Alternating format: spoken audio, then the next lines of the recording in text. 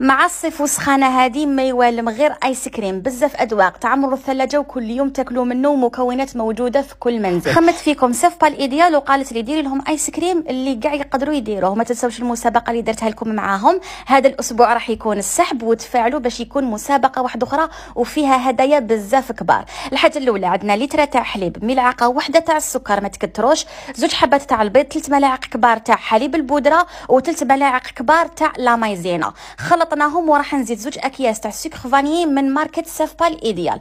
نخلطوا كلش بارد في بارد ونحطوها على النار. هنا بعد ما خلطتها وطيبتها شوفوا القوام تاعها كيفاش يكون، ما يكون ثقيل ما يكون خفيف.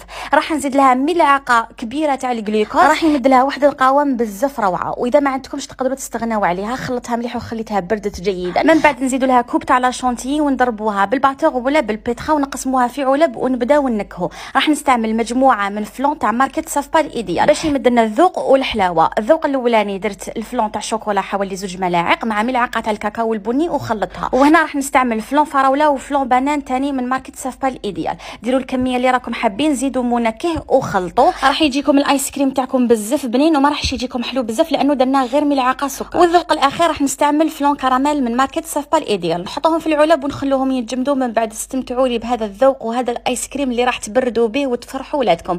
مبروك عواشركم وجربوا الوصفه.